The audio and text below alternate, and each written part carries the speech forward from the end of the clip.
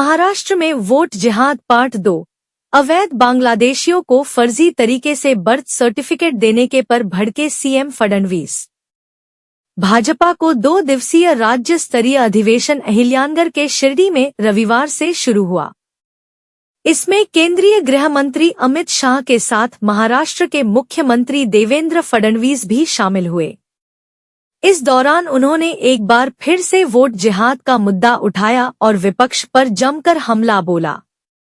मुख्यमंत्री देवेंद्र फडणवीस ने रविवार को कहा कि बांग्लादेशी प्रवासियों का भारत में मतदान का अधिकार हासिल करने के वास्ते राज्य में अवैध रूप से जन्म प्रमाण पत्र के लिए आवेदन करना वोट जिहाद भाग 2 है। पिछले साल नवंबर में हुए विधानसभा चुनाव के प्रचार के दौरान भाजपा नेता देवेंद्र फडणवीस ने 2024 के लोकसभा चुनाव में एक समुदाय विशेष के भाजपा उम्मीदवारों के खिलाफ सामूहिक मतदान करने की घटनाओं का जिक्र किया था और इसे वोट जिहाद करार दिया था। मालेगांव और अमरावती से फर्जी जन्म प्रमाण पत्र के मामले आए सामने। अहिल्यानगर के शिरडी में प्रदेश भाजपा के अधिवेशन में सीएम फडणवीस ने कहा कि बांग्लादेशी घुसपैठिए वोट जिहाद भाग 2 के तहत महाराष्ट्र में जन्म प्रमाण पत्र के लिए आवेदन कर रहे हैं। नासिक जिले के मालेगांव तहसील और अमरावती में ऐसे लगभग 100 मामले सामने आए हैं। ये लोग, जिनमें से कई की उम्र 50 साल के आसपास है, अवैध रूप से दस्तावेज हासिल कर रहे हैं। महाराष्ट्र में एक भी घुसपैठिए को नहीं रहने देंगे। सीएम फडणवीस ने चेतावनी देते हुए कहा कि महाराष्ट्र में एक भी घुसपैठिए को रहने नहीं दिया जाएगा। उन्होंने कहा कि उनकी सरकार जाति और संप्रदाय आधारित विभाजन पैदा करने की कोशिश करने वाली अराजकतावादी ताकतों से निपटने के लिए तैयार है।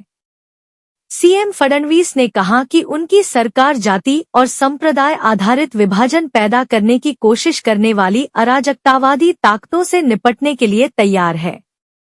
उन्होंने लोगों से सतर्क रहने और यह सुनिश्चित करने का आग्रह किया कि यह संकल्प मजबूत हो। पिछले चुनावों में भाजपा ने 100 का आंकड़ा पार किया।